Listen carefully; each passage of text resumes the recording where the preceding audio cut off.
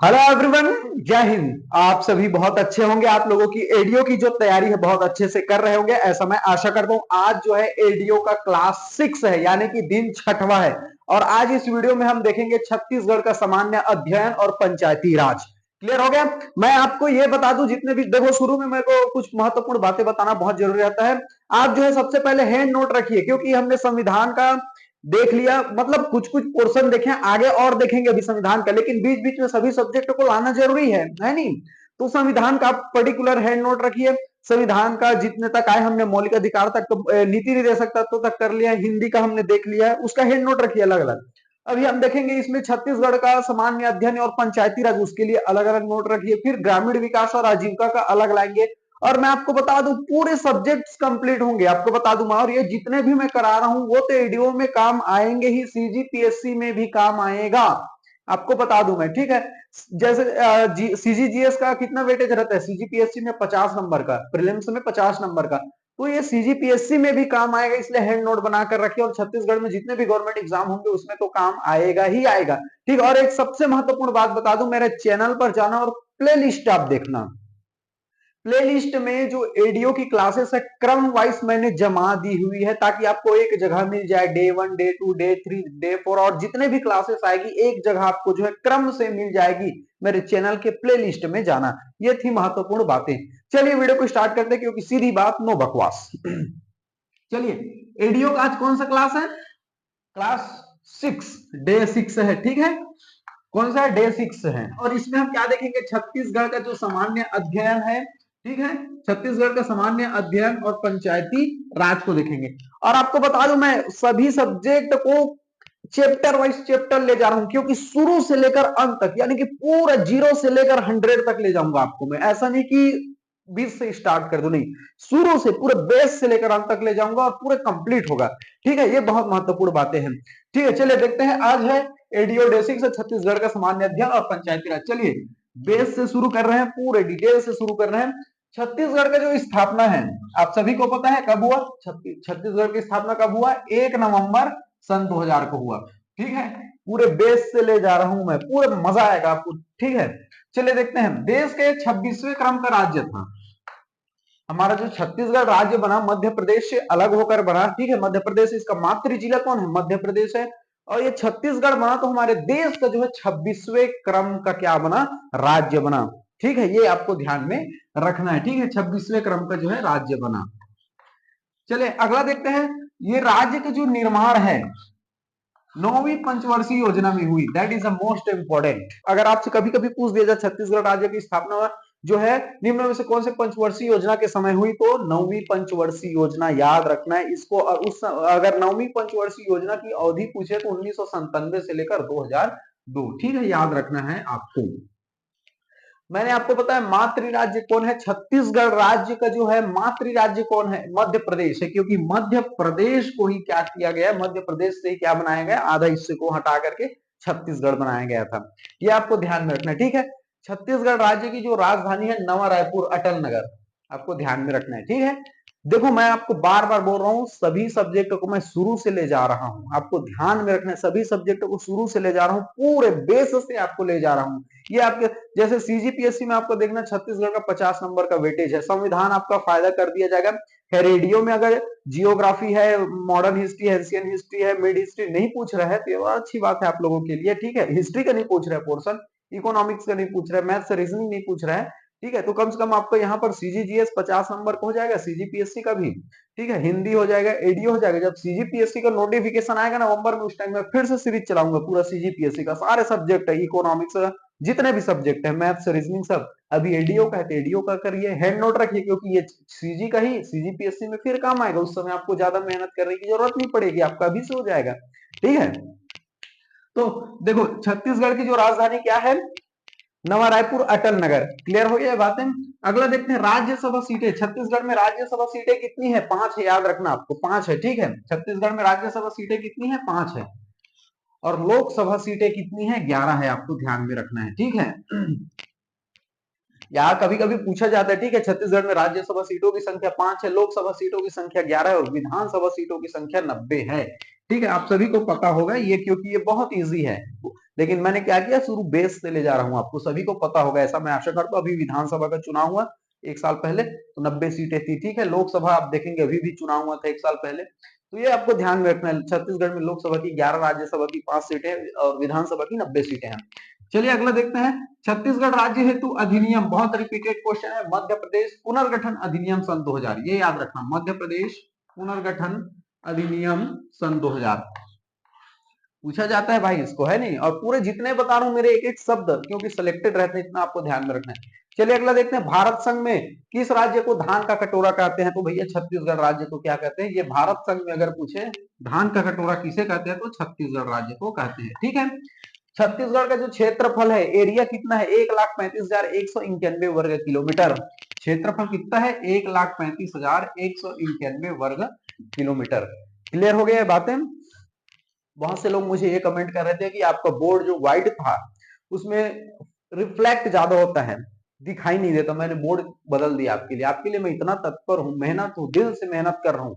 रात के 12-12 बज जाते हैं शूट करते हुए, एडिटिंग करते हुए, बहुत टाइम लगता है।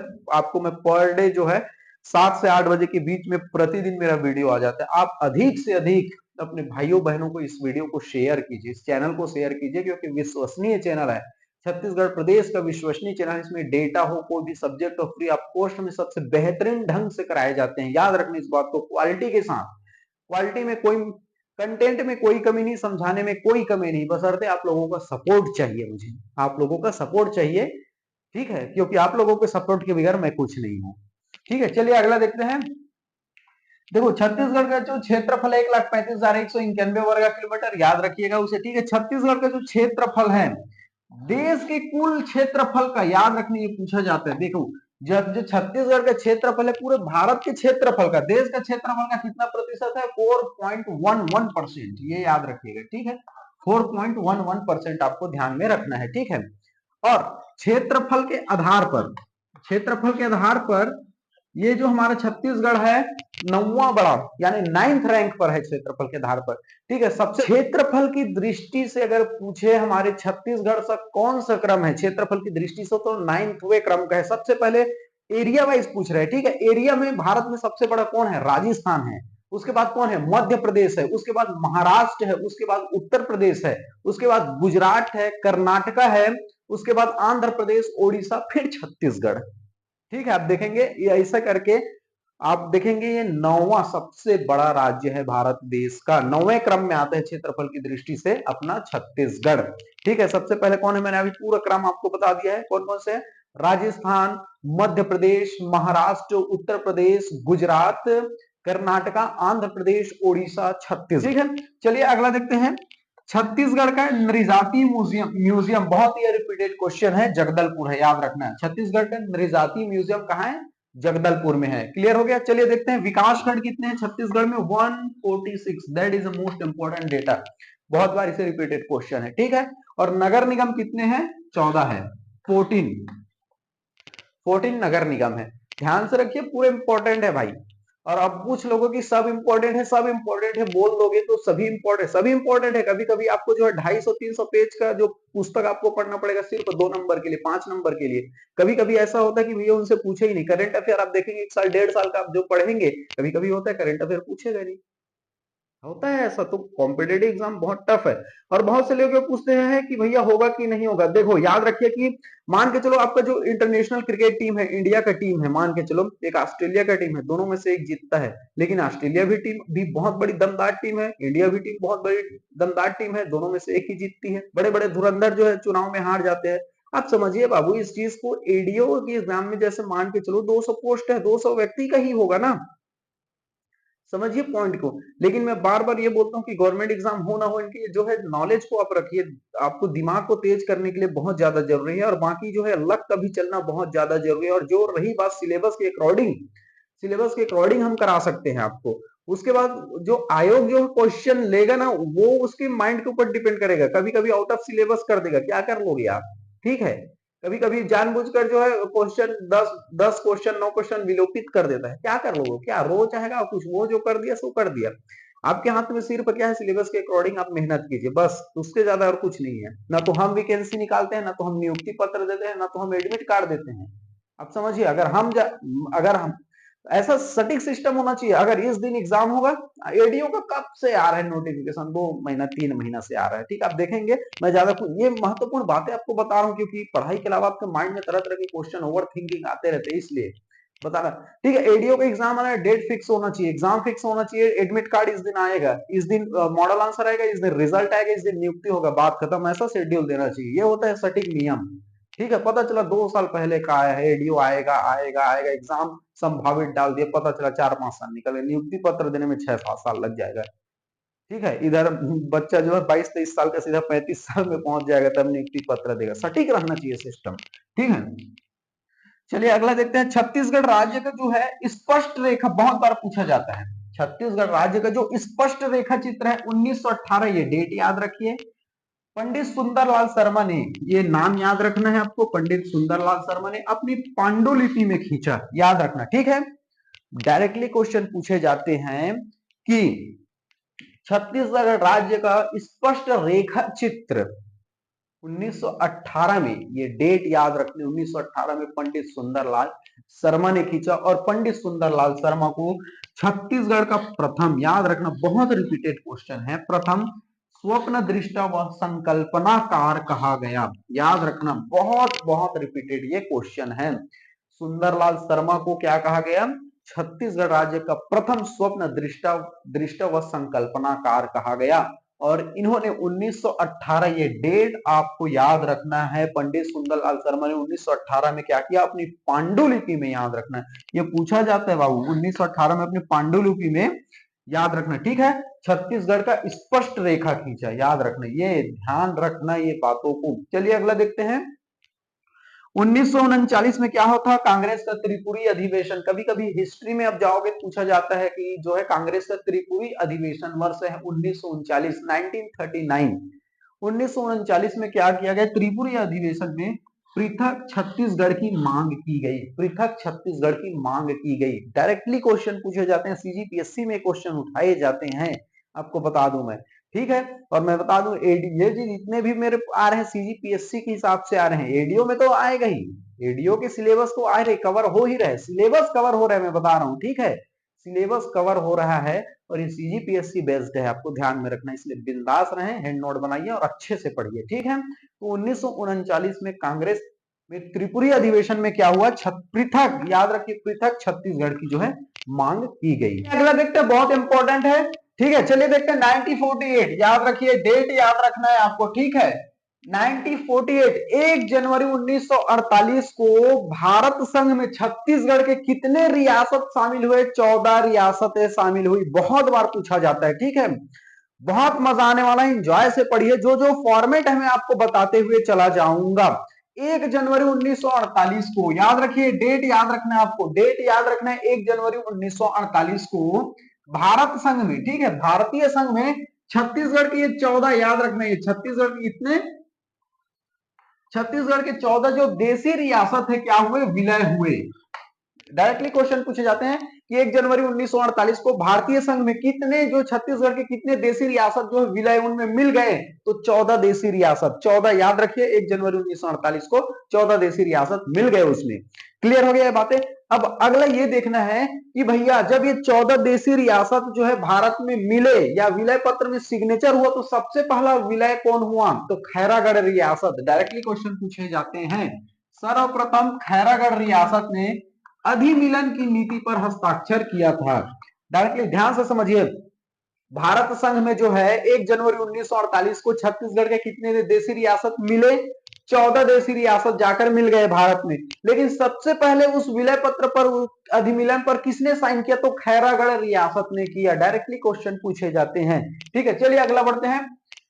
छत्तीसगढ़ महासभा का गठन, अभी ये सीजीपीएससी में 2000, मुझे डेट याद नहीं आ रहा है, लेकिन अभी पूछा हुआ ये क्वेश्चन है। ठीक है, छत्तीसगढ़ महासभा का गठन 1956, डेट याद रखना है, छत्तीसगढ़ महासभा का गठन कब हुआ? 1956, 1956 में हुआ। और इसके संस्थापक कौन थे? खूबचंद बघेल, डॉक्टर खूबचंद बघेल, याद रखना है, डायरेक्टली क्वेश्चन पूछे जाते हैं। ये जितने बता रहा हूं पूरे इंपॉर्टेंट है, किसी न किसी गवर्नमेंट एग्जाम में पूछा ही हुआ है। कोई 2011 में, कोई 2012 में, कोई 13 में, 14 में, 15 में, कोई 16 में, कोई 17 में, कोई 18 में, कोई 19 में, कोई 20 में, कोई 21 में, कोई 22 में पूछा हुआ है। क्लियर हुआ ये बातें? तो छत्तीसगढ़ महासभा का गठन, महासभा ये नाम याद रखने, ठीक है, महासभा का गठन 1956 में, और इसके संस्थापक कौन थे? डॉक्टर खूबचंद बघेल द्वारा किया गया, और इसके महासचिव को भी याद रखना है, दशरथ चौबे। क्लियर हो गया? दशरथ चौबे। देखो भाई, एक एक शब्द मेरी कीमती है, मैं बार बार बता दूं, आप 1000 रुपए की कोचिंग करते हैं, वहां पर पढ़ाने का तरीका और यहां पर कंटेंट में कोई कमी नहीं होगी, क्योंकि यहाँ फ्री है। मेरा उद्देश्य है आपके जितना से जितना हो सके हेल्प करना, और क्वालिटी में कोई कमी नहीं आएगी, इसकी गारंटी मैं देता हूं। ठीक है, देखो, और रही बात आयोग क्वेश्चन कैसे लेगा, वो बात की बात है, लेकिन सिलेबस के अकॉर्डिंग कंप्लीट कराने की जिम्मेदारी मेरी है। कभी कभी तो होता है आउट ऑफ सिलेबस दे दिया, तो उसमें कौन सा संस्था क्या करेगा, बताओ आप भला।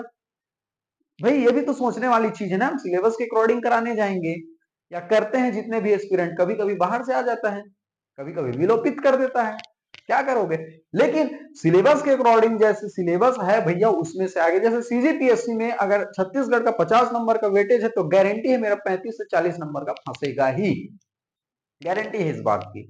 ठीक है, जैसे सी सेट में गारंटी है, अगर 23 क्वालिफाइंग रहता है, गारंटी है कि 70 क्वेश्चन फंसेंगे, गारंटी है मेरी सी सेट का, क्योंकि हर साल मेरा सी सेट में 150 प्लस नंबर आता है 200 में, हर साल सी सेट में।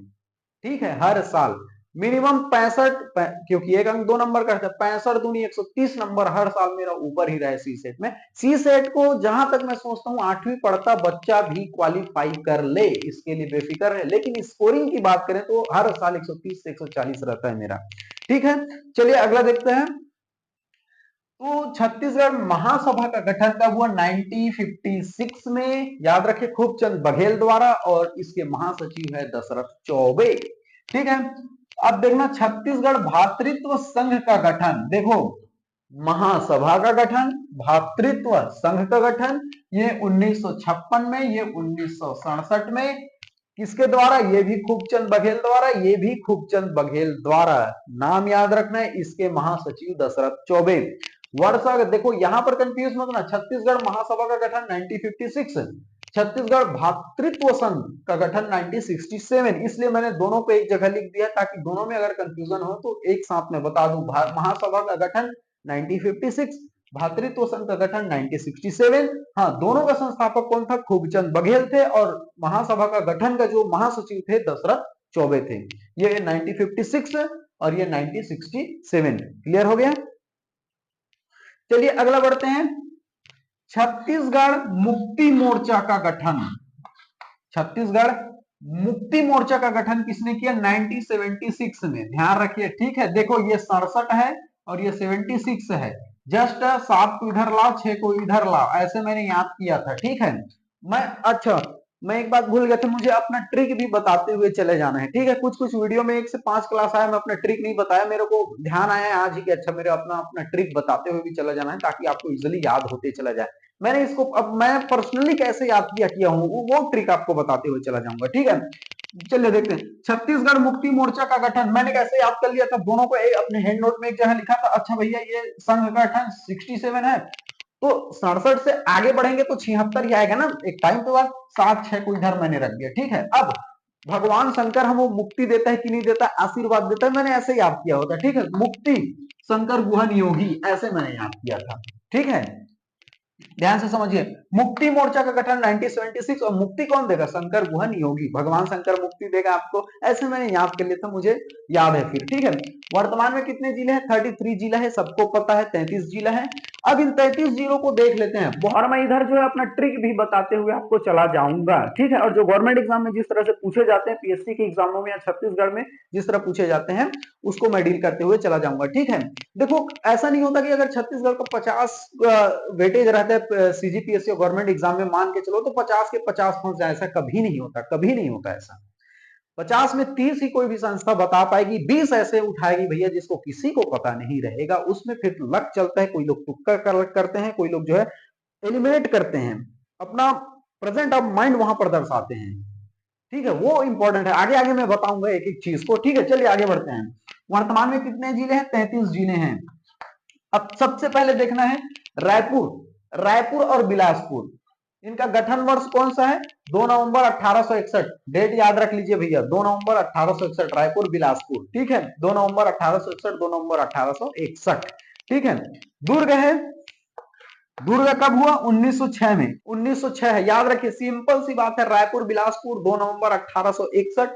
फिर आएगा अगला कौन बना? दुर्ग। इसको क्रम से याद रखने में बार बार आपको बता दूं, ठीक है। कभी कभी कैसे क्वेश्चन पूछा जाता है पता है कि निम्न में से जो जिला बनने का क्रम वर्ष है, ऐसा पूछ दिया जाएगा। क्रम से कौन कौन बना भैया, ऐसे वर्ष आपको पूछ दिए जाते हैं। आपको अगर आगे पीछे करके दे दिया जाएगा, आपको कोई एक बीच में से सही दे दिया जाएगा, उसमें से आपको निकालना पड़ेगा कि हाँ कौन आंसर वाला सही है जो क्रम से जमा हुआ है। क्लियर हो गया बातें?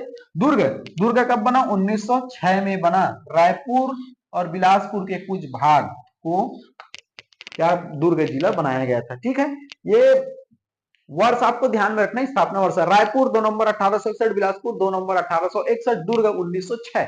चलिए अगला बढ़ते हैं। अब 3 जिला हो गए, 33 जिला देख रहे हैं, रायगढ़, सरगुजा और बस्तर। इसको ऐसे ही याद रखना है, इसको अभी पीएससी के एग्जाम में 1 या 2 साल पहले पूछा था, या 2023 में पूछा था या 2024, इस साल तो शायद, मेरे को कंफर्म डेट याद नहीं रहा था, बट पूछा था इसे। ठीक है, अब डेट मुझे वर्ष के याद नहीं, बट मतलब 2-3 साल के अंतर्गत ये पीएससी में यही क्रम पूछा था कि निम्न में से जिला बनने का क्रम है, ऐसे रायगढ़, सरगुजा, बस्तर, ऐसे ही क्रम से आपको जमाना था। याद रखिए, तो ये क्रम आपको ध्यान में रखना है। यही चीजें तो गवर्नमेंट एग्जाम का फॉर्मेट भी पता होना चाहिए ना, तब मजा आता है आपको। रायगढ़, सरगुजा, बस्तर। ठीक है, मैंने जो है इसे कैसे याद रखा था कि राय, देखो ना, कोई भी टीचर का नाम होता है राय सर, राय सर। भाई अब जैसे राय करके होता है, कोई बोल देगा दीपक राय, धनंजय राय, ऐसा मैंने अपने याद करने के लिए याद किया था। तो कैसे याद किया था मैंने? राय सर, राय सर, बस्तर चले क्या घूमने, ऐसे मैंने याद कर लिया था, फिर मेरे से आंसर बन गया था। ठीक है, ये क्रम था। भाई आपके जैसे होता है साहू सर, होता है कि नहीं होता है, जैसे मिश्रा सर, तिवारी सर, वैसे रॉय सर होता है, रॉय सर बस्तर चले क्या घूमने, एक क्रम में याद हो गया था मेरा। ठीक है, राय सर बस्तर। ठीक है, जनवरी 1948, जनवरी 1948 और 1948, 6 जिला आपके हो गए। कैसे याद कर रहा हूं पता है? राय सर, अब देखना साहू सर बोलो ना एक साथ, राय सर एक साथ याद हो गया, राय सर बस्तर चले घूमने, ऐसे मैंने याद किया था 1 जनवरी 1948। ठीक है, अगला देखते हैं राजनांदगांव, राजनांदगांव 1973 याद रखना है इसको। 1973 बहुत रिपीटेड क्वेश्चन है ये। राजनांदगांव जिला का स्थापना वर्ष है 1906, दुर्ग जिला का स्थापना वर्ष है 1906, राजनांदगांव जिला का स्थापना वर्ष है 1973 है। ठीक है, और इसके मातृ जिला यानी राजनांदगांव जिला जो है कैसे बना, तो ये दुर्ग जिला के कुछ हिस्से को काटकर बनाया गया है राजनांदगांव जिला। क्लियर हो गया बातें? कितने जिले हो गए? 3 इधर हो गए, रायपुर बिलासपुर, रायपुर बिलासपुर दुर्ग हो गए, राय सर बस्तर चले क्या, फिर राजनांदगांव 1973, 7 जिला हो गए यहाँ पर। ठीक है, याद रखना है भैया, जो जो फॉर्मेट है मैं बताते जा रहा हूँ कि कैसे गवर्नमेंट एग्जाम में पूछते हैं। अगला जिला देखते हैं हम, छत्तीसगढ़ प्रदेश के 7 जिला देख चुके हैं। ठीक है, अब अगला देखते हैं हम, जैसे कोरिया, कोरिया जिला 25 मई 1998 को। अब आपको यह ध्यान रखना है 1948 में कितना जिला बना, आपको ध्यान में रखना, मैं आपको बता देता हूं, गिन के बता देता हूं, यहां पर आपको इजिली समझ आएगा। कोरिया, जसपुर, कोरबा, जांजगीर चांपा, उत्तर बस्तर कांकेर, दक्षिण बस्तर कांकेर, कबीरधाम, महासमुंद, धमतरी 1998 में ही बना। वर्ष याद रखना, 1998 में कितने जिले बने, तो भैया 9 जिले बने। गिन के देखिए इसको, 1 2 3 4 5 6 7 8 9। अब ध्यान से ये समझना कैसे आपको पूछ दिया जाता है कि 1998 में छत्तीसगढ़ में कितने जिले बने, तो भैया 9 जिले बने। ठीक है, अब ध्यान से आपको समझना है, यही चीजें ध्यान से समझना है। ठीक है, तो 7 हमने पढ़ा था, 7 हमने पढ़ लिया, और 9 और 7 कितना हो गए, 9 और 7 हो गए आपके 16 हो गए। ठीक है, तो 16 जिला अब तक हो गए। देखो कोरिया 25 में 1998, इसका वर्ष पूछा गया था, ये बस याद रखना है। डायरेक्टली क्वेश्चन पूछे जाते हैं कि 1998 में कितने जिले बने, 9 जिले बने, या फिर ये पूछ दिया जाएगा 19 निम्न में से 1998 में कौन कौन से जिले बने थे। तो अब तो कैसे पूछ दिया जाएगा, ध्यान से समझिए। जैसे देख निम्न में से 1998 में कौन कौन से जिला बने थे? कोरिया, जसपुर, कोरबा, ये आपको पता है। एक अलग से मिला देगा, दुर्ग आपको मिला देगा।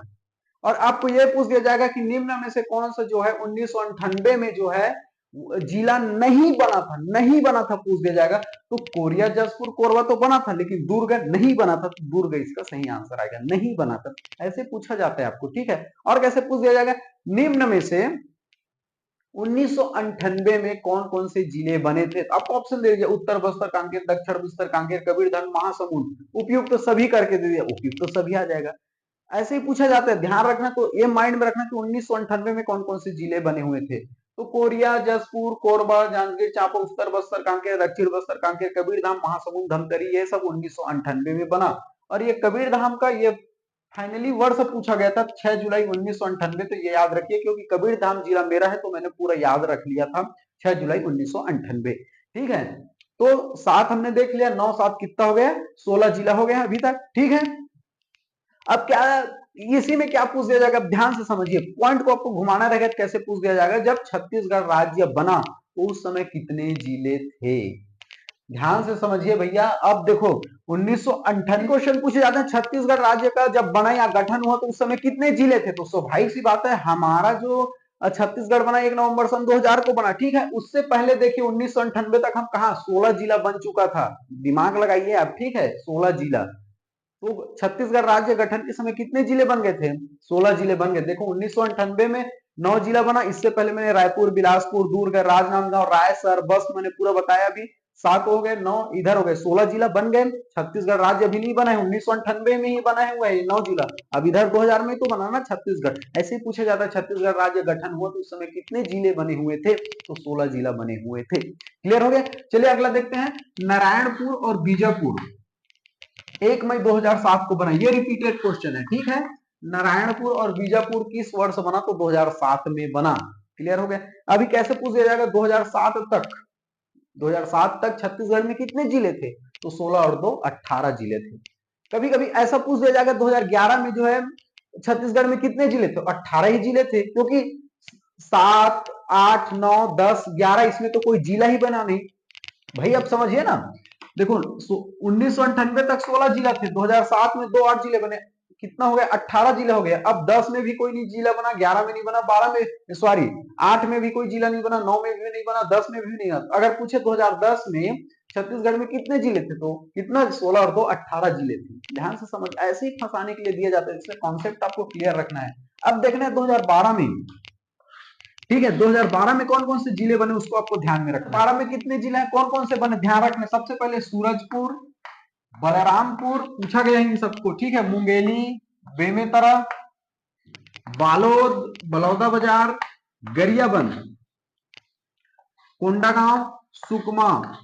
ठीक है, कितने जिले हो गए? 1 2 3 4 5 6 6 7 8 और ये 9। तो 2012 में कितने जिले बने? इसमें भी 9 जिले बने। ठीक है, 1998 में भी 9 जिले बने और 2012 में भी 9 जिले बने।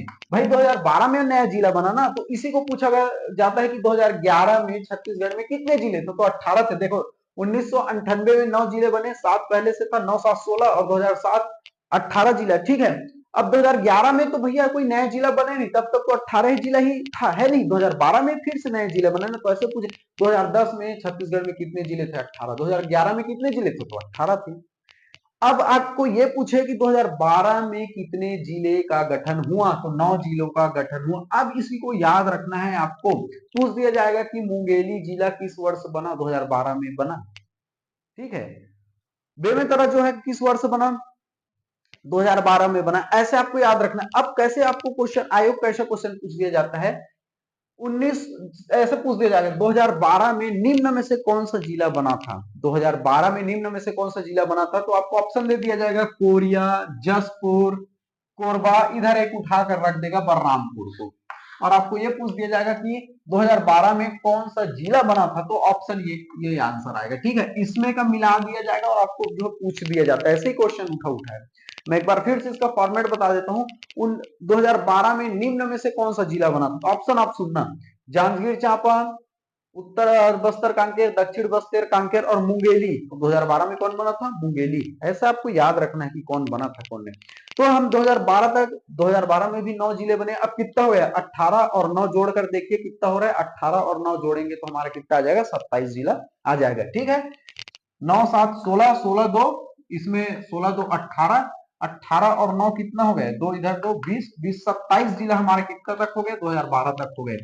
क्लियर? ठीक है, डायरेक्टली क्वेश्चन पूछे जाते हैं 2012 में कितना जिला बने? 9 जिले बने। और 2012 में याद रखना टोटल छत्तीसगढ़ में जिलों की संख्या कितनी हो गई? 2012 तक कितनी हो गई? 27 जिला हो गए थे। क्लियर हो गया बातें? चलिए अगला बढ़ते हैं। अब गौरेला, पेंड्रा, मरवाही, ठीक है, जीपीएम बोलते हैं इसी को, जीपीएम, गौरेला पेंड्रा मरवाही कब बना? 10 फरवरी 2020 को बना। और इसका मातृ जिला कौन सा है? बिलासपुर है। इसको पूछा गया था मातृ जिला को। ठीक है भाई, बिलासपुर के ही कुछ हिस्से को काट कर क्या बनाया गया? गौरेला पेंड्रा मरवाही बनाया गया। इसका मातृ जिला कौन सा है? बिलासपुर ही है। ये पूछा गया था इसलिए मातृ जिला मैंने ऐड कर दिया यहाँ पर। अगला देखते हैं, एमएमए, मोहला, मानपुर, अंबागढ़ चौकी, ये कब बना? 15 अगस्त 2021 को बना। और इसका मातृ जिला है राजनांदगांव। क्लियर हो गया? राजनांदगांव। अगला देखते हैं, शक्ति जिला। शक्ति जिला कब बना? सेम ऐसे ही 15 अगस्त 2021 को बना शक्ति जिला। लेकिन मातृ जिला कौन सा इसका? जांजगीर चांपा। क्लियर हो गया ये? अगला देखते हैं, एसबी का मतलब होता है सारंगगढ़ बिलाईगढ़। सारंगगढ़ बिलाईगढ़ ये कब बना? 15 अगस्त 2021 को ही बना। और इसके मातृ जिला पूछा गया था रायगढ़ और बलौदा बाजार। ठीक है, रायगढ़ और बलौदा बाजार के कुछ कुछ हिस्से को काट कर क्या बनाया गया है? सारंगगढ़ बिलाईगढ़ बनाया गया है। अगला देखते हैं, एमसीबी, महेंद्रगढ़ चिरमिरी भरतपुर। महेंद्रगढ़ चिरमिरी भरतपुर कब बना? 15 अगस्त 2021 को बना। इसका मातृ जिला है कोरिया। बहुत बार ये रिपीटेड क्वेश्चन है। ठीक है, इसे पूछा गया था। महेंद्रगढ़ चिरमिरी भरतपुर 15 अगस्त 2021 को बना। और इसका जो है मातृ जिला कौन था? कोरिया था। तो हमने यहां तक कितने? 27 जिला देख लिए थे। 27 जिला। गौरेला पेंड्रा मरवाही बना 10 फरवरी 2020 को। 27 के बाद 28 हो गए। 15 अगस्त 2021 को 4 जिला बना, 1 2 3 4, 28 4 कितना हो गया? 32 जिला आ गए हम यहां तक, 32 जिला। ठीक है, देखो जहां पर उसका मातृ जिला पूछा है मैंने मातृ जिला ऐड कर दिया। जैसे मोहला, मानपुर, अंबागढ़ चौकी का राजनांदगांव, गौरेला पेंड्रा मरवाही का मातृ जिला बिलासपुर। ठीक है, शक्ति जिला का जांजगीर चांपा, सारंगगढ़ बिलाईगढ़ का रायगढ़ बलौदा बाजार, महेंद्रगढ़ चिरमिरी भरतपुर का कोरिया। यहां तक हम कितने आ गए? 32 पर आ गए। देखो कितना था? यहां तक आए थे तो 16 16 2 18। 2012 में 9 बना तो कितना आ गए? 27 पर आ गए। गौरेला पेंड्रा मरवाही कौन से क्रम का था? जिला था 28वें क्रम का जिला था। ठीक है, गौरेला पेंड्रा मरवाही 28वें क्रम का जिला था। फिर 15 अगस्त 2021 को 4 जिला बने, ये एमएम, मोहला, मानपुर, अंबागढ़ चौकी, शक्ति, सारंगगढ़ बिलाईगढ़ और महेंद्रगढ़ चिरमिरी भरतपुर। 28 4 32। और एक 33वां जिला बना, उसका नाम था खैरागढ़ छुई खदान गंडई। खैरागढ़ छुई खदान गंडई, याद रखिए। यहाँ पर बोर्ड में जगह नहीं है तो मैं बता देता हूँ। 33वां जिला कौन है? खैरागढ़ छुई खदान गंडई, 16 अप्रैल 2022 को। और इसका जो मातृ जिला है राजनांदगांव। क्लियर हो गया? ठीक है, ये था हमारा आज छत्तीसगढ़ जीएस में पहला चैप्टर, जो हमने बहुत सी चीज इंपॉर्टेंट सामान्य परिचय, जिला 33 जिला कंप्लीट कर लिए हैं। और जैसा जैसा पूछा जाता है भाई फॉर्मेट आपको मैंने बता दिया। अब देखते हैं पंचायती राज। चलिए ठीक है, अगला देखते हैं हम पंचायती राज देखेंगे। ठीक है, और पंचायती राज में पूरे सिलेक्टेड रहेंगे, इंपॉर्टेंट रहेंगे, बिंदास रहेंगे। प्रीवियस ईयर में जो जो पूछे जा चुके, चाहे सीजीपीएससी में या बहुत से गवर्नमेंट एग्जाम में या एडीओ में भी पंचायती राज से पूछे गए, वहां पर मैं आपको डील कर दूंगा। चलिए देखते हैं पंचायती राज। सबसे महत्वपूर्ण बात ये याद रखना है, पंचायती राज जो है 73वां संविधान संशोधन 1992, याद रख लीजिए इसे। ठीक है, 73वां संविधान संशोधन 1992 द्वारा जोड़ा गया था। ठीक है, ये पूछा जाता है नहीं पंचायती राज जो है कौन से संविधान संशोधन द्वारा जोड़ा गया था? 73वां 73, याद रखना, 73वां संविधान संशोधन 1992 द्वारा जोड़ा गया था। याद रखिए इस बात को, याद रख लेना है वर्ष को। और यह पंचायती राज जो है कौन से भाग में है? भाग 9 में है, याद रखना है। ठीक है, भाग किसमें है? 9 में है, याद रखना है आपको। ठीक है, संविधान में कितने भाग है? भाग 22 हैं। कितने अनुसूचियां हैं? 12 अनुसूचियां हैं। कितने अनुच्छेद है? 395 अनुच्छेद है। तो ये भाग 9 में है पंचायती राज, याद रखना है भाग 9, 73वां संविधान संशोधन 1992। चलिए आगे बढ़ते हैं। 24 अप्रैल 1993 को यह अधिनियम लागू हुआ। ये डेट याद रखना है आपको, 24 अप्रैल 1993 को, ठीक है। ये शुरुआत है, पहला चैप्टर है पंचायती राज का, पूरा बेस से ले जा रहा हूं मैं आपको, ठीक है। बेफिक्र रहिए, बिंदास रहिए, आपको बार बार बोल रहा हूं। और जैसे आज हमने क्या क्या छत्तीसगढ़ का जीएस देखा, तो उसका एक अलग हेड नोट रखिए, पंचायती राज का अलग हेड नोट रखिए, संविधान का तो आपने रख ही लिया है, हिंदी का भी रख लिया, और पूरे क्लास बड़ा मजे से चलेगा, ठीक है। चलिए देखते हैं। तो सबसे पहले क्या रखना है, पंचायती राज जो है 73वां संविधान संशोधन 1992 द्वारा जोड़ा गया, भाग 9 में है। क्लियर हो गया। 24 अप्रैल 1993 को यह लागू हुआ। पूछा जाता है डायरेक्टली, पंचायती राज अधिनियम जो है निम्न में से किस वर्ष लागू हुआ, डायरेक्टली क्वेश्चन पूछे गए हैं। तो 24 अप्रैल 1993 को यह अधिनियम लागू हुआ, डायरेक्टली क्वेश्चन पूछे जाते हैं, ठीक है। चलिए, पंचायती राज में कितने विषय हैं, 29 विषय हैं, ठीक है। यहां पर मैं 29 विषय डिटेल में नहीं बताऊंगा, आगे जब जाएंगे तब बताता रहूंगा, ठीक है। यहां पर मेन बेसिक चीज समझिए, कितने विषय हैं, 29 विषय हैं। क्लियर हो गया। अगला देखते हैं, अनुच्छेद 243 ए से लेकर 243 ओ तक है। ध्यान रखना, पंचायती राज का जो अनुच्छेद है 243 ए से लेकर, यानी शुरू हुआ 243 ओ तक है, ठीक है। आप एबीसीडी करके देखिए, A B C D F G H I J K L M N O तक क्या है, पंचायती राज है। फिर पी से स्टार्ट होता है नगरीय निकाय। याद रख, एबीसीडी तो पता होगा ना आपको, 243 ए से लेकर ओ तक है अनुच्छेद, और पी से याद रखेंगे 243, पी से जेड जी तक नगरीय निकाय है। तो पहले पंचायती राज कर है, तो ध्यान रखिएगा, ठीक है। बेसिक है, बहुत बेसिक, इसे एडीओ में पूछा गया था, आपको बता दूं मैं। चलिए अगला देखते हैं, और ये कौन से अनुसूची में है, मैंने संविधान में जो अनुसूची बताई थी, तो अब ध्यान से पढ़े होंगे, और आपको बता दूं मैं, ठीक है। मैं एडीओ का प्लेलिस्ट बना चुका हूं, चैनल में जाना, प्लेलिस्ट में देखना, प्लेलिस्ट में क्रम वाइज पूरे इकट्ठा मैंने एक जगह क्रम से जमा दिए हुए हैं, आपको कहीं ढूंढने की जरूरत नहीं है, पूरे क्रम से, डे 1 डे 2 डे 3 कंप्लीट वैसे ही क्रम से जमे रहेंगे, आगे आगे जो भी क्लासेस आएगी, आप खोजने की आपको जरूरत नहीं है, ठीक है। तो पंचायती राज कौन से अनुसूची में है, 11वीं अनुसूची में है। मेरे साथ क्विक रिवीजन कीजिए, पंचायती राज को बेस से पढ़िएगा, ठीक है। यह जो है पंचायती राज जो है 73वां संविधान संशोधन 1992 द्वारा जोड़ा गया। क्लियर हो गया ये बातें। ये भाग 9 में है, इसमें 29 विषय है। जो अधिनियम है 24 अप्रैल 1993 को लागू किया गया। क्लियर हो गया। और इसका जो अनुच्छेद है 243 ए से 243 ओ तक। क्लियर हो गया बातें, बेसिक फंडा बातें हो गए। चलिए देखते हैं नगरीय निकाय को। ये जो नगरीय निकाय है 74वां संविधान संशोधन 1992 द्वारा जोड़ा गया। देखो, ये पंचायती राज 73वां संविधान संशोधन, ये है 74वां संविधान संशोधन। क्लियर, ध्यान से समझिए, पूछा जाता है इन सब चीजों को, ठीक है। ये भाग 9 में है पंचायती राज, और नगरीय निकाय भाग 9 क में है, ठीक है। क्लियर हो गया, बेस से समझना है आपको, ठीक है। यह अधिनियम जो है 1 जून 1993 को लागू हुआ, लेकिन ये जो है 24 अप्रैल 1993 को लागू हुआ है। यह 1 जून 1993 को, कौन, नगरीय निकाय। ध्यान से समझना है। अभी देखना, पूरा पंचायत का जो है चुनाव हुआ, नगरीय निकाय का चुनाव हुआ, आपको पूरा बेसिक आइडिया होना चाहिए, अभी जस्ट चुनाव करके निकले हुए हैं, ठीक है। चलिए अगला देखते हैं, पंचायती राज जो है 11वीं अनुसूची में है, तो नगरीय निकाय जो है 12वीं अनुसूची में है। क्लियर हो गए ये बातें, ठीक है। ये भाग 9 में है पंचायती राज, तो ये भाग 9 क में है, आपको ध्यान में रखना है। क्लियर हो गया। चलिए अगला देखते हैं, इसमें 18 विषय है। इसमें नगरीय निकाय में कितने विषय, 18 विषय है, और पंचायती राज में आपने देखा 29 विषय है। ये कहा, 29 विषय, और नगरीय निकाय में 18 विषय है। क्लियर हो गया।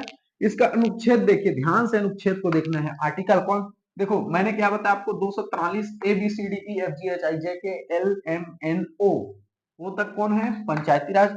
ओ से जस्ट आगे बढ़ेगा, ओ से एम एन ओ पी, अनुच्छेद 200, आर्टिकल तो 243 ही रहेगा, नो टेंशन, ठीक है। ये आर्टिकल 243 पी से लेकर जेड जी तक है, ठीक है, जेड जी तक है। क्लियर हो गया बातें। और महत्वपूर्ण बात ये रखना है, पूछा जाता है इसको, ठीक है। 24 अप्रैल को प्रतिवर्ष पंचायती राज दिवस मनाया जाता है, ठीक है। 24 अप्रैल को क्या है, प्रतिवर्ष पंचायती राज दिवस मनाया जाता है। पूछा जाता है कि प्रतिवर्ष किस तिथि को जो है पंचायती राज दिवस मनाया जाता है, तो 24 अप्रैल को मनाया जाता है। क्लियर हो गया। अब देखेंगे 24 अप्रैल 1993 को अधिनियम लागू हुआ था, तो 24 अप्रैल को प्रतिवर्ष क्या है, पंचायती राज दिवस मनाया जाता है। आपको ये पूछ दिया जाता है भैया ग्राम पंचायत किस अनुच्छेद में है। मैंने नीति निर्देशक तत्व पढ़ाया था, संविधान में डिटेल में बताया था कि भैया अनुच्छेद 40 में है। समझ आ गया ये बातें। चलिए अगला देखते हैं, ग्राम पंचायत। अब वार्ड की संख्या, ये देखो मैं पूरे डिटेल में बताऊंगा, पहले बेसिक करिए, बेफिक्र रहिए, पूरे डिटेल में क्लासेस आएंगी। आप ऐसा मत कीजिए कि भैया जो है राजस्थान के नागौर जिले में हुआ था आपको वो नहीं बताए। मैं धीरे धीरे सबको बताऊंगा भैया, कौन से राज्य में हुआ था, कब पहले लागू हुआ था, पूरे डिटेल में बताऊंगा। बहुत से लोग यहाँ पर बेसिक देखेंगे तो भैया राजस्थान के नागौर जिलों में 2 अक्टूबर को स्टार्ट हुआ था, उससे बताया नहीं। मैं सबको बताऊंगा भाई, बेफिक्र रहिए आप, ठीक है। यहाँ पर जो है ग्राम पंचायत में वार्ड, आप देखेंगे आप भी ग्राम पंचायत में रह रहे होंगे, तो ये पूछा जाता है, ठीक है, ये पूछा जाता है मिनिमम, कोई वार्ड है, मिनिमम वार्ड जो है 10 हो सकता है, ठीक है, और किसी भी ग्राम पंचायत में वार्ड की संख्या अधिकतम 20 हो सकती है, ठीक है। जैसे मेरे गांव में कितने वार्ड है, 10 वार्ड है, ठीक है। और बहुत से गांव हैं उसमें 18 भी वार्ड हो सकते हैं, 15 भी वार्ड हो सकते हैं, 11 भी वार्ड हो सकते हैं, लेकिन अधिकतम ग्राम पंचायत के केस में 20 वार्ड हो सकते हैं, अधिकतम। ध्यान रखिएगा इस बात को, ठीक है। समझ रहे हो, समझ रहे हो ना क्या बोल रहा हूँ। वार्ड की संख्या देखो, ग्राम पंचायत में न्यूनतम और अधिकतम वार्डों की संख्या है, ऐसे आपको दे दिया जाएगा, तो 10 न्यूनतम है और अधिकतम जो है 20 है वार्ड की संख्या। ये मैं ग्राम पंचायत के वार्ड की बात कर रहा हूं। अब जनपद पंचायत में देखेंगे, जनपद पंचायत में क्षेत्र की संख्या पूछा जाता है, कितने हो सकते हैं, तो न्यूनतम 10 हो सकता है और अधिकतम 25 हो सकता है, ठीक है। 10 तो सभी में बेस रहेगा, पंचायत में भी 10 मिनिमम, जनपद में भी 10 रहेगा, जिला में भी 10 रहेगा मिनिमम, ठीक है। लेकिन अब ध्यान से समझना है, जनपद क्षेत्र में देखो ग्राम पंचायत में बस 5, ग्राम पंचायत में अधिकतम 20, 5 उसमें जोड़ दीजिए, जनपद पंचायत में अधिकतम 25 और 10 इसमें फिर जोड़ दीजिए, जिला पंचायत में 35। अब इसी को एडीओ में पूछा गया था, ये जनपद पंचायत क्षेत्र को, ठीक है। जनपद पंचायत क्षेत्र की अधिकतम और न्यूनतम संख्या कितनी है, तो 10 और 25 याद रखना है, ठीक है। सिंपल सी बात है, 10 जो है सभी में कॉमन रहेगा। देखो आपको याद करने के लिए बता रहा हूं, न्यूनतम 10 सभी में है। अब 20 से देखिए, पंचायत में 20 अधिक से अधिक, अधिकतम कितना हो सकता है 20, 5 जोड़ दीजिए 25, 25 10 35, ठीक है। और एडीओ में इसे ही पूछा गया था कि जनपद क्षेत्र में अधिकतम और न्यूनतम कितनी क्षेत्र संख्या हो सकती है, तो न्यूनतम 10 क्षेत्र और अधिकतम 25 क्षेत्र हो सकते हैं। उसी प्रकार जिला में देखेंगे तो जिला में न्यूनतम क्षेत्र कितना हो सकता है, सदस्य क्षेत्र कितना हो सकता है 10 और अधिकतम जो है 35। आप देखे होंगे ना कि हमारे भैया ये फलाना आदमी को क्षेत्र क्रमांक 19 से, क्षेत्र क्रमांक 22 से इस जो है इस चुनाव चिन्ह पर भारी मतों से जो है वोट डालकर विजयी बनाने। आप देखेंगे क्षेत्र क्रमांक 19 से हमारे भैया ये छाप में खड़े हुए, उसे अधिक से अधिक मोहर लगाकर जीताएं। देखेंगे बरगद छाप में हमारे भैया ये क्षेत्र से 13 क्षेत्र क्रमांक से, 8 क्षेत्र क्रमांक से, 22 क्षेत्र क्रमांक से खड़े हुए हैं। अब देखते हैं ना, वही क्षेत्र क्रमांक को पूछा जाता है कि जनपद में मिनिमम 10 क्षेत्र हो सकते हैं और अधिकतम 25, जिला में मिनिमम 10 और अधिकतम 35, और ग्राम पंचायत में वार्ड की जो संख्या मिनिमम 10 और जो है और 20 अधिकतम हो सकते हैं, ये पूछा गया था। क्लियर हो गया बातें, बेसिक बातें आपको ध्यान में रखना है। चलिए अगला देखते हैं क्या है। देखो चुनाव में आपको जो है अगर मतदान करना है, वोट डालना है, तो आपकी उम्र कितनी होनी चाहिए, 18 वर्ष होनी चाहिए। पूछा जाता है मतदान उम्र क्या है, तो 18 वर्ष है। अगर कभी कभी ऑप्शन पूछ दिया जाए कि मतदान उम्र या मतदान करने की उम्र है 18 वर्ष, 21 साल, 20 साल, 19 साल, कई लोग कंफ्यूज हो जाते हैं, 21 साल डाल के आ जाते हैं। तो आपको वोट डालना अगर है तो आपकी उम्र होना चाहिए 18 साल। पहले था 21 साल, ध्यान रखना, लेकिन उसे संविधान संशोधन करके क्या कर दिया, 18 वर्ष कर दिया गया है, ध्यान रखना, ठीक है।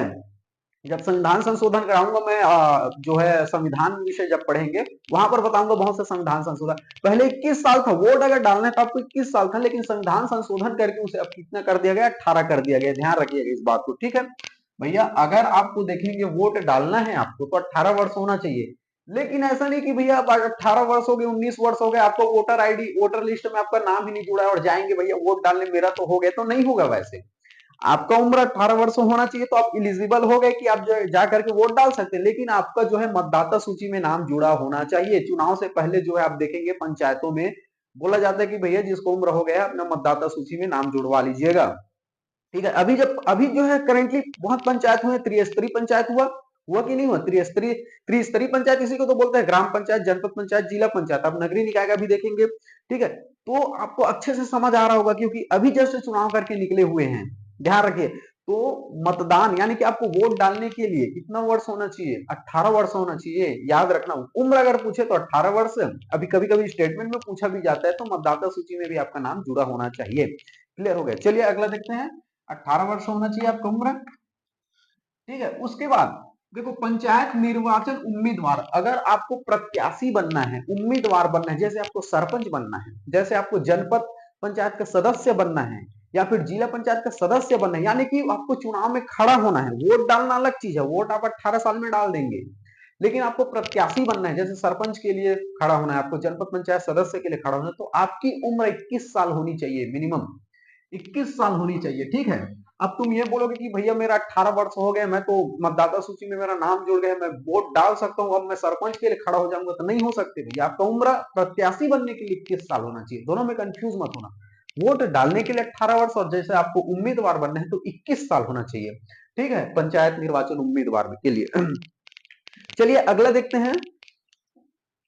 नगरीय निकाय परिषद हेतु, देखो नगरीय आप देखेंगे, जैसे नगर पालिका, नगर निगम, ठीक है, और नगर पंचायत, इसमें अगर आपको पार्षद बनना है, पार्षद हेतु 21 वर्ष होनी चाहिए उम्र।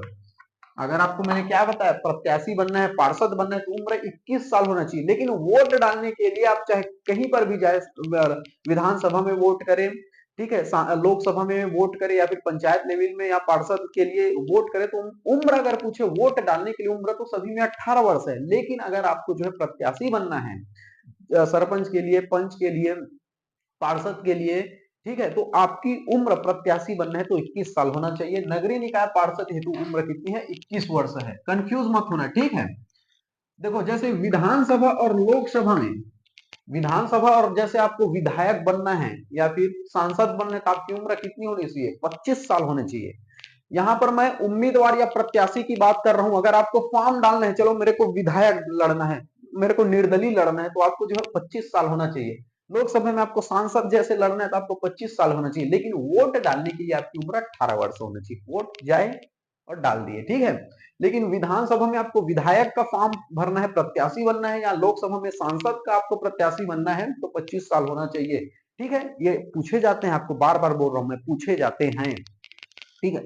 जैसे विधान परिषद एवं राज्यसभा में, ठीक है, आपको सांसद बनना है या विधायक बनना है, तो भैया कितने? 30 वर्ष होना चाहिए। पूछा जाता है, कंफ्यूज मत होना। देखो विधानसभा, विधान परिषद में अगर आपको प्रत्याशी बनना है, मान के चलो, ठीक है, राज्यसभा का आपको सांसद बनना है, तो 30 वर्ष होनी चाहिए राज्यसभा के लिए, ठीक है। लेकिन विधानसभा और लोकसभा के लिए 25 साल पूछे जाते हैं इसको, ठीक, कंफ्यूज मत हो जाना। विधानसभा सीधी सी बात, जो जीतता है विधायक बनता है, लोकसभा में जो जीतते हैं उसे सांसद कहते हैं, ठीक है, सांसद बन जाता है, ठीक है, मेंबर ऑफ पार्लियामेंट, एमपी। लेकिन विधान परिषद जो है 6 ही स्टेट में है विधान परिषद, ठीक है, बहुत से राज्यों में नहीं है। जब चाहे तो बना सकता है विधान परिषद, लेकिन अभी वर्तमान में 6 राज्यों में है विधान परिषद, ठीक है। और राज्यसभा में आपको देखेंगे, जैसे सांसद बने तो उम्र इसके लिए 30 वर्ष है। पूछा जाता है अगर लोकसभा में आपको, लोकसभा के लिए कितने वर्ष चाहिए, तो 25 साल, और वहीं राज्यसभा के लिए 30 वर्ष, ध्यान रखना, ठीक है। अगर आपको राष्ट्रपति, उपराष्ट्रपति और राज्यपाल की उम्र पूछे तो 35 साल होना चाहिए, ठीक है। देखो भैया सबका उम्र अलग अलग है, ध्यान रखिए। देखो आपको वोट डालने के लिए 18 वर्ष, अब जैसे पंचायत में चाहे पंच के लिए खड़ा हो, जिला सरपंच के लिए, जनपद सदस्य के लिए, जिला सदस्य के लिए, पार्षद के लिए खड़ा हो, उम्र 21 साल होना चाहिए इसके लिए, ठीक है। उसके बाद आपको विधायक या सांसद बनना है 25 साल, विधान परिषद और राज्यसभा में गए तो 30 साल चाहिए। देखो राष्ट्रपति, उपराष्ट्रपति, राज्यपाल बनना है तो आपको 35 साल होना चाहिए। ये पूछे जाते हैं सभी हैं, और मैं बार बार बोल रहा हूँ, मेरे एक एक शब्द कीमती रहते हैं, इंपॉर्टेंट रहते हैं, सटीक बात बोलता हूं मैं, ठीक है। चलिए अगला देखते हैं। मैंने अभी आपको क्या बताया कि कोई भी ग्राम पंचायत में कितने वार्ड होते हैं, ठीक है। तो मिनिमम कितने होते हैं? 10, और अधिकतम कितने होते हैं? 20 होते हैं, ठीक है। लेकिन पंच का जो चुनाव होता है प्रत्यक्ष होता है, डायरेक्ट होता है। आप देखेंगे, आपने अभी वोट डाले होंगे, आपके वार्ड से पंच खड़ा होगा, और उसके पंच में आप डायरेक्टली वोट किए होंगे पंच के लिए, और सरपंच के लिए भी डायरेक्टली वोट किए होंगे, उसी को प्रत्यक्ष बोला जाता है। अगर हम डायरेक्टली जाकर के चुनाव डालते हैं वोट डालते हैं उसे क्या बोलते हैं, प्रत्यक्ष निर्वाचन। ठीक है, जैसे आपके वार्ड में पंच था, आपने वार्ड के लोग करीब 70 लोग 80 लोग रहते हैं मतदाता एक वार्ड में, ऐसे अब वहां की जनसंख्या पर 1000 जनसंख्या में एक पंचायत बनता है, ग्राम पंचायत बनता है। वार्ड में आप देखेंगे वार्ड को जो है करीब 70-80 मतदाताओं रहते हैं, वार्ड हिसाब बांट दिया जाता है। तो पंच आपके घर आया होगा और वोट मांगने के लिए आया होगा कि भैया मेरा ये छाप है, मुझे पंच बनाना मेरे वार्ड से। तो डायरेक्टली आपने वो बॉलेट पेपर पर जाकर पंच के लिए भी क्या किया, वोट डाला, और गांव के लिए एक सरपंच के लिए भी वोट डाला। तो पंच और सरपंच का जो चुनाव जब जनता डायरेक्टली जाकर मोहर लगाती है उसे प्रत्यक्ष चुनाव कहते हैं। ठीक है, तो पंच का याद रखिए, कोई भी ग्राम पंचायत में मिनिमम 10 वार्ड होते हैं और अधिकतम 20 वार्ड हो सकते हैं। ठीक है, और ये पंच को डायरेक्टली चुना जाता है, जनता डायरेक्टली चुनती है कि हाँ भैया मेरे को इसको पंच बनाना है या तो मेरे को इसको सरपंच बनाना है। तो वो क्या होता है, डायरेक्ट चुनाव होता है। लेकिन आप देखेंगे उप सरपंच में, आप उप सरपंच के लिए आप चुनाव नहीं डाले होंगे। कहाँ डाले, कोई बोला है कि अब मेरे को उप सरपंच बनना है, घरों घर जाकर बोला हो कि मुझे इस छाप में वोट देना, नहीं। आपके द्वारा जो बनाया हुआ पंच है वो पंच मिलकर उप सरपंच बनाता है। तो जनता का डायरेक्ट हाथ नहीं है भाई उप सरपंच बनाने में। डायरेक्ट जैसे कब होता है डायरेक्ट चुनाव उप सरपंच का, कि जनता जाती है, अच्छा ये मोहर है, मारती बॉलेट पेपर पर थप्पा, तो वो उप सरपंच का डायरेक्ट चुनाव होता है। लेकिन जो है जनता इसमें भाग नहीं ले रही है, बल्कि जनता के द्वारा जो बनाए गए पंच है वो उप सरपंच का चुनाव कर रहे हैं। तो पूछा जाता है पंच और सरपंच का चुनाव कैसा होता है, प्रत्यक्ष चुनाव होता है। लेकिन उप सरपंच का अप्रत्यक्ष, क्योंकि जनता इसमें डायरेक्ट भाग नहीं लेती है। मैंने वही बोला, अगर जनता डायरेक्ट जाकर के वॉलेट पेपर पर मतदान करती है वो प्रत्यक्ष चुनाव है। जैसे पंच और सरपंच का डायरेक्टली जाकर वॉलेट पेपर पर थप्पा लगाती है, लेकिन उप सरपंच पर ऐसा नहीं होता। इसलिए उप सरपंच का जो चुनाव होता है अप्रत्यक्ष होता है, क्योंकि जनता उसमें डायरेक्ट भाग नहीं लेती। क्लियर हो गया। पूछा जाता है पंच कोई भी ग्राम पंचायत में कितने, 10, मिनिमम 10 वार्ड और अधिकतम 20 वार्ड। गांव में सरपंच कितना होगा, एक ही सरपंच होगा, और सरपंच का चुनाव कैसे होगा, प्रत्यक्ष होगा। डायरेक्टली याद रखा जाता है, प्रत्यक्ष पूछे जाते हैं। ठीक है, कोई भी पंचायत में कितना उप सरपंच होगा, एक ही उप सरपंच होगा। ठीक है, और इसका जो चुनाव होता है अप्रत्यक्ष होता है। अप्रत्यक्ष का मतलब क्या है, जनता डायरेक्ट उसमें भाग नहीं लेती है। अब पूछे आपको पंच और सरपंच का चुनाव कैसा होता है, प्रत्यक्ष होता है। पंच का भी आपने वोट डाले हैं, सरपंच के लिए भी वोट डाले हैं आपने, लेकिन उप सरपंच के लिए आपने नहीं डाले। तो पंच और सरपंच का डायरेक्ट चुनाव, उप सरपंच का अप्रत्यक्ष चुनाव।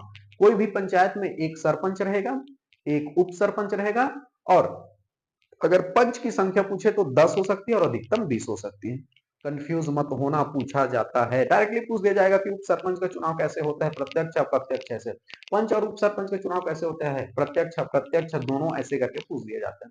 तो कंफ्यूज नहीं होना आपको। ठीक है, चलिए अगला देखते हैं। जनपद क्षेत्र में देखेंगे, मैंने आपको क्या बताया, जनपद क्षेत्र में कितने, अधिकतम मिनिमम कितने क्षेत्र और अधिकतम कितने क्षेत्र हो सकते हैं, 10 और अधिकतम 25 क्षेत्र हो सकते हैं। ठीक है, और पंचायत में 10 और अधिकतम 20, मैंने 10-10 सभी में बेस रहेगा बताया था, 20 पंचायत में, 5 जोड़ दीजिए, 25 क्षेत्र जनपद पंचायत में। अब ध्यान रखना, जनपद पंचायत के सदस्य को हम डायरेक्टली वोट करते हैं।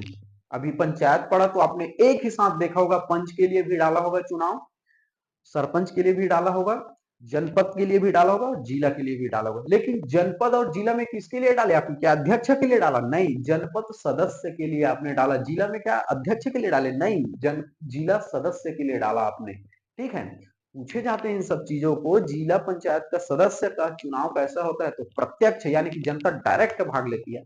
फिर जितने भी सदस्य बने रहते हैं वो अपने में से भैया अध्यक्ष और उपाध्यक्ष चुनते हैं। पूछे जाते हैं इन सब चीजों को, बेसिक ध्यान रखना है। ठीक है, तो जनपद क्षेत्र कितने हो सकते हैं, मिनिमम 10 और अधिकतम कितने होते हैं, 25। लेकिन जो सदस्य है, सदस्य उसका चुनाव प्रत्यक्ष होता है। ठीक है, आप देखे होंगे कि हमारे भैया जी को जनपद पंचायत इतने से सदस्य बनाना है, क्षेत्र क्रमांक इतना है, इसका फलाना छाप है, फलाना तारीख को इसका जो है चुनाव पड़ेगा, है नहीं। तो सदस्य के लिए आपने डायरेक्टली जो है क्या करते हैं, वोट डालते हैं। लेकिन जो जनपद में अध्यक्ष और उपाध्यक्ष है इसका अप्रत्यक्ष चुनाव होता है। अप्रत्यक्ष चुनाव का मतलब क्या, मैंने अभी क्या बताया, इसमें जनता डायरेक्टली भाग नहीं लेती है। देखो, हम आपने बोला कि जनपद के अध्यक्ष के लिए मैं वोट डालूंगा, नहीं, हमने सदस्य के लिए वोट डाला है। और ये जितने भी सदस्य हैं वो मिलकर एक उनमें से एक को अध्यक्ष और एक को उपाध्यक्ष बनाते हैं। तो अगर आपसे ये पूछे जनपद में सदस्य कितने हो सकते हैं, सदस्य क्षेत्र अधिकतम मिनिमम 10 और अधिकतम 25, लेकिन जनपद में आप देखेंगे एक अध्यक्ष रहेगा और एक उपाध्यक्ष रहेगा। एक अध्यक्ष और एक उपाध्यक्ष की संख्या को पूछा जाता है। और अध्यक्ष और उपाध्यक्ष का जो चुनाव होता है अप्रत्यक्ष होता है, क्योंकि जनता उसमें डायरेक्ट भाग नहीं लेती अध्यक्ष और उपाध्यक्ष के चुनाव में। जितने भी सदस्य बने रहते हैं वो लोग अपना वोट करके अध्यक्ष उपाध्यक्ष बनाते हैं। लेकिन जनपद सदस्य में क्या है, जनता डायरेक्टली भाग लेती है, क्योंकि पीला कलर का आपको बैलेट पेपर दिया जाएगा, जो भी क्षेत्र जो भी थप्पा भैया लगाइए सदस्य किसको बनाना है, तो सदस्य में हम जनता डायरेक्ट मोहर लगाते हैं, इसलिए सदस्य का जो चुनाव होता है प्रत्यक्ष होता है। और अध्यक्ष और उपाध्यक्ष में हम भाग नहीं लेते, इसलिए उसका अप्रत्यक्ष चुनाव होता है। अध्यक्ष और उपाध्यक्ष एक एक होते हैं, यानी अध्यक्ष भी एक होगा, उपाध्यक्ष भी एक होगा जनपद में। और जनपद सदस्य कितने हो सकते हैं, मिनिमम 10 और अधिकतम 25। क्लियर हो गया बातें? ठीक है, मैंने लिख दिया भैया, अध्यक्ष और उपाध्यक्ष का जो चुनाव होता है अप्रत्यक्ष होता है, और अध्यक्ष भी एक होगा, उपाध्यक्ष भी एक होगा। क्लियर हो गया? अब सेम जिला में भी है ऐसे। जिला पंचायत में जो सदस्य हैं वो मिनिमम कितने हो सकते हैं, क्षेत्र कितने हैं, 10, अधिकतम 35। देखो 10 10 सभी में बेस है, 20 25 35। ठीक है, अब जिला पंचायत जो सदस्य मैंने अभी बताया, जी आपने एक साथ आपने पंच के लिए भी डाला होगा, सरपंच के लिए भी डाला होगा, जनपद सदस्य के लिए भी डाला होगा, जिला सदस्य के लिए आपने वोट डाला है, बता रहा हूं मैं जी, जनपद का सदस्य के लिए वोट डाला है और जिला के सदस्य के लिए वोट डाला है। ठीक है, तो जब जनता डायरेक्टली जाकर मोहर लगा रही है, जिला पंचायत के सदस्य चुन रही है, तो वो क्या है, प्रत्यक्ष चुनाव। ठीक है, सदस्य के लिए आपने वोट डाला है, लेकिन अध्यक्ष और उपाध्यक्ष ये जितने भी अब सदस्य बने हैं, जिला पंचायत के जितने भी सदस्य बने हैं वो अपने में से, ठीक है, उनका भी चुनाव होगा, जिसको बनाएगा तो वो इन्हीं सदस्यों जो है चुनेंगे कि किसको अध्यक्ष और उपाध्यक्ष बनाना है। तो जनता डायरेक्ट भाग तो नहीं ले रही है ना, जनता जाकर डायरेक्टली मोहर तो नहीं लगा रही है अध्यक्ष और उपाध्यक्ष में, इसलिए इसे अप्रत्यक्ष चुनाव कहते हैं। ठीक है, अगर जनता डायरेक्टली जाएगी बैलेट पेपर में, डायरेक्टली मोहर लगाएगी, उसे बोलते हैं प्रत्यक्ष चुनाव। जैसे आपने सरपंच के लिए, पंच के लिए किया, जनपद सदस्य के लिए किया, जिला पंचायत सदस्य के लिए किया, लेकिन ये जिला पंचायत सदस्य अपने में से अध्यक्ष और उपाध्यक्ष चुनते हैं, जनता भाग नहीं लेती, इसलिए अप्रत्यक्ष होते हैं। कोई भी जिला पंचायत में एक अध्यक्ष रहेगा, एक उपाध्यक्ष रहेगा। क्लियर हो गया? देखो पूछे जाते हैं, है नहीं, मैं बार बार बोल रहा हूँ कि देखो कोई भी पंचायत में या जनपद में या जिला में न्यूनतम कितने क्षेत्र, अधिकतम कितने, इसको याद रखना है। अध्यक्ष और उपाध्यक्ष का चुनाव कैसे होता है, प्रत्यक्ष होता है कि अप्रत्यक्ष होता है, इसको याद रखना है। कोई भी पंचायत में कितने अध्यक्ष होते हैं, एक हो सकते हैं। कोई भी पंचायत में कितने सरपंच हो सकते हैं, एक ही हो सकते हैं। ऐसे आपसे पूछे जाते हैं। क्लियर हो गया बातें? चलिए देखते हैं पंच। आपने अभी चुनाव डाला तो आपको अभी त्रिस्तरीय चुनाव हुआ, तो आपको सबको पता है कि पंच का जो कलर होता है, बैलेट पेपर का कलर होता है सफेद होता है। सरपंच के लिए कौन सा होता है, नीला होता है। जनपद के लिए पीला होता है और जिला के लिए गुलाबी होता है। इसको मैच द फॉलोइंग करके दिया जाता है और पूछा भी गया है इसे कि भैया मत पत्रों के रंग को मिलान कीजिए, एक और पंच, एक और सरपंच, पंच सरपंच जनपद और जिला, आपको एक और कलर दे दिया जाएगा। तो पंच के लिए मैंने लिख दिया है सफेद, ठीक है, सरपंच का रहेगा नीला, ठीक है, जनपद का रहेगा पीला और जिला का रहेगा गुलाबी। ठीक है, तो भैया सभी को अपना अपना मुहर लगाना है बैलेट पेपर में, फिर एक पेटी दिया जाएगा, पेटी में जो है सभी को मोड़ के डालना है। फिर जैसे होगा भैया, फिर फाइनली जो टाइम समाप्त होगा वोट डालने का, फिर बढ़िया से जो है आराम से चेक किया जाएगा कि भैया हाँ देख लो। वोट डालने से पहले चेक कराया जाता है, हम लोग थे अभी, हम लोग थे वहां पर गणना में थे हम लोग, तो बहुत बारीकी से मैं जानबूझकर था, क्योंकि ये सब पीएससी में पूछा जाता है, मैं और बारीकी से प्रैक्टिकल के लिए जानबूझकर था, मुझे और बेसिक जानकारी चाहिए उसकी। तो पेटी में क्या होता है, सबसे पहले वहां पर जो निर्वाचन आए रहते हैं, रिटर्निंग ऑफिसर आए रहते हैं, वो पेटी को दिखाते हैं, हम सब लोग देखें कि भैया हाँ बिल्कुल खाली है ना, हाँ कहीं पर टूटा फूटा तो नहीं है, फिर हम लोगों के आगे में उसको सील पैक किए। ठीक है, कंप्लीटली हमने ये श्योर कर लिया कि भैया इस पेटी के अंदर आगे से कोई मतपत्र नहीं है, बिल्कुल खाली है, हम लोगों से साइन करवाए। हाँ खाली है, आप लोगों ने देखा ना, जितने भी अपने अपने पार्टी के जो भी मतगणना थे या एजेंट वगैरह थे, पूरा लोग देखे। फिर उसको फिर चालू हुआ, ठीक है, मत डालना चालू हुआ। फिर फाइनली क्या हुआ, जितने भी पंच सरपंच जी जनपद के लिए, जिला के लिए सेम यही कलर दिया हुआ था, सेम जैसे पंच के लिए सफेद, और जनपद के लिए आप देखेंगे पीला, जिला के लिए गुलाबी और सरपंच के लिए नीला। फिर अपना अपना बॉलेट पेपर में चिन्ह डाले, मोड़ करके डाले। फिर फाइनली क्या हुआ, जब टाइम समाप्त हुआ, रिटर्निंग ऑफिसर खाना वाना खाए बढ़िया से, फिर बोले भैया मतगणना वाले आइए, जो जो पार्टी से मतगणना वाले आइए, काउंटिंग करेंगे। फिर सील को हमारे ही सामने खोला गया, देखो भैया अभी हमने कोई छुआ नहीं है, आप लोग श्योर कीजिए कि ये खुला हुआ नहीं है, आपके आगे खोला जा रहा है। फिर वहां पर भी साइन लिए, ठीक है कि हाँ। अब पूरे पेटी जो सभी का है, पंच, सरपंच, जनपद और जिला का, एक ही पेटी में डाला हुआ था सभी का।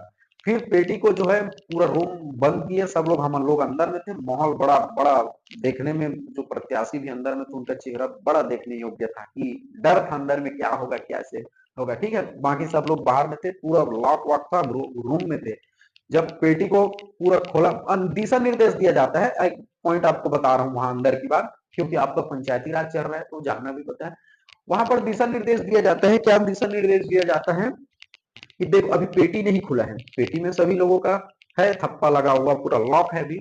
पेटी खोलने से पहले जो रिटर्निंग ऑफिसर, ये बता दिया जाता है भैया देखो क्या क्या क्या क्या केस में जो है आपका जो मत पड़ा है वो रिजेक्ट हो सकता है, कौन कौन से केस में आपका जो मत पड़ा है वो वैध माना जाएगा। कभी कोई लोग होता है ना कि दोनों में डाल दिए, भाई अगर दो प्रत्याशी खड़े दोनों में थप्पा लगा लिए, तो बता रहे थे कि अगर दोनों लोग डाले हुए हैं तो इस स्थिति में रिजेक्ट होगा।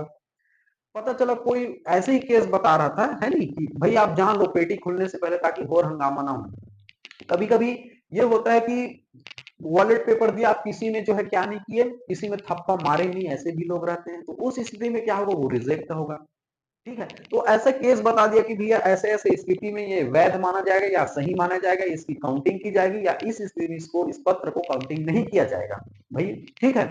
और एक बात और बता दिया, जैसे मान के चलो कोई बूथ में, मान के चलो 400 मतदाता हैं, 400 मतदाता ने वोट डाला है तो 400 होना चाहिए। जैसे मान के चलो सरपंच के लिए उस बूथ में 400 मतदाता उस वार्ड से आए हुए हैं, तो 400 मत होना चाहिए पेटी में, क्योंकि 400 लोगों ने वोट डाला है। तो रिटर्निंग ऑफिसर ये बता दिया कि भैया कभी कभी कोई भी केस में ऐसा होता है कि 400 लोगों ने यहाँ वोट डाला, लेकिन पेटी खुलने के बाद जब काउंट करेंगे तो वहां हो सकता है 390 भी निकल जाए, 395 भी हो जाए। तो वहां पर जो बैठे लोग थे उन्होंने ये बोला कि अगर 400 लोगों ने भैया वोट डाला है तो 400 जो है पत्र होने चाहिए ना, क्योंकि 400 लोगों ने डाला है। तो रिटर्निंग ऑफिसर समझाया कि बहुत ऐसा केस होता है, हमने ऐसे बहुत अनुभव है कि कभी कभी 400 लोगों ने तो वोट डाला, काउंट भी किए हम लोग, जब डाल रहा था तो काटे कि इतने इतने संख्या के लोग डाले हैं, लेकिन कभी कभी केस ऐसा होता है कि चार जो है एक साथ डर रहा है, पंच का, सरपंच का, जनपद का, जिला का, ठीक है। तो क्या होता है कभी कभी कोई जो है जनपद और जिला का बस डाल दे, है नहीं, एक साथ तो डालना रहता है, और कोई सरपंच का रख ले या मुंह में दाब के निकल जाए, जेब में रख के निकल जाए, बाहर फेंक दे, ऐसा भी केस देखने को मिला है, बाहर में भी फेंक देते हैं लोग। तो पेटी खुलने से पहले सारे जो रूल्स रेगुलेशन है बता दिए थे, ठीक है। समझ आ रहा है भैया, 400 वोट पड़ा तो 400 होना चाहिए, कभी कभी कम हो जाते हैं, समझ रहे हो, कोई लोग उस पत्र को डालते नहीं, जेब में रख के निकल जाते हैं।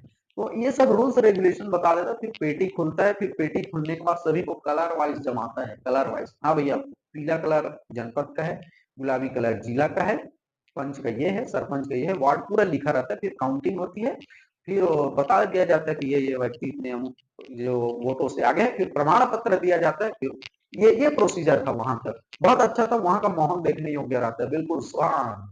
काउंटिंग के तो बाहर बाहर में लोग रहते हैं, अपने अपने समर्थक लोग चुप रहते हैं, पहले तो क्या होगा अब कंडीशन, सबकी धड़कन तेज हो जाती है, ठीक है। तो ये था, ये काउंट रंग आपको याद रखना है, ठीक है। चलिए अगला देखते हैं।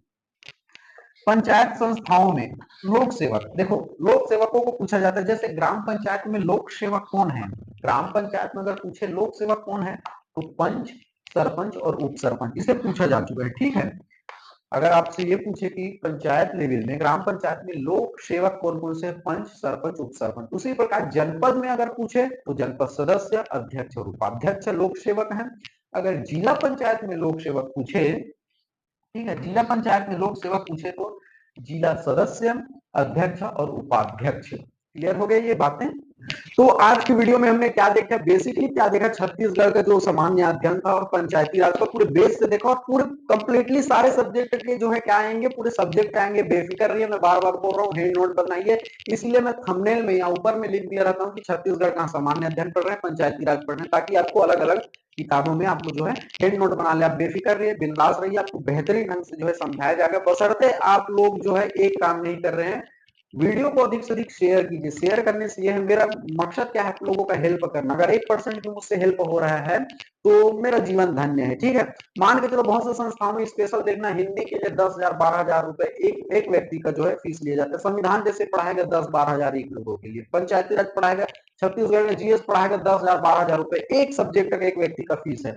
तो अभी एडीओ में कम से कम 4-5 सब्जेक्ट हो रहे हैं, फ्री में हो रहे हैं, तो इस फ्री का फायदा सभी लोग उठाएं, सभी लोगों तक पहुंचे। जैसे सीजीपीएससी आएगा तो वहां पर आप सीजीजीएस आपका रेडी हो गया, पंचायती राज हो गया, हिंदी हो गया, आपका संविधान हो गया, प्लस पॉइंट है उस टाइम। जैसे फिर आप सीजीपीएससी में आप देखेंगे, जैसे history, mid history, modern history हो गया, इकोनॉमिक, जियोग्राफी, मैथ्स और रीजनिंग वहां पर भी कराऊंगा।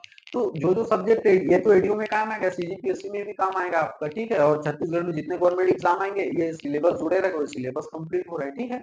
तो ये फायदा है आप लोगों को लिए, और लोगों को अधिक से अधिक शेयर कीजिए, क्योंकि आप लोगों के लिए मैं मेहनत कर रहा हूँ। ये बोर्ड चेंज कर दिया आप लोगों ने बोला, तो वो व्हाइट बोर्ड में दिखाई नहीं देता, मैंने ग्रीन बोर्ड बदल दिया, ठीक है। जब मैं आप लोगों के लिए इतना तत्पर हूं तो थोड़ा वीडियो को शेयर किया, अधिक से अधिक लोगों तक पहुंचाइए, और इसे पूरे छत्तीसगढ़ प्रदेश का नंबर 1 चैनल बनाना है आप लोगों को। ये जिम्मेदारी आपकी है, और जिस जिम्मेदारी से, जिस भरोसे से आप मेरे ऊपर भरोसा दिखाएंगे, उस पर मैं 200% देकर काम करूंगा, ये वादा है मेरा, ठीक है। चलिए वीडियो से यहीं से अलविदा लेते हैं, तब तक के लिए जय हिंद, जय भारत।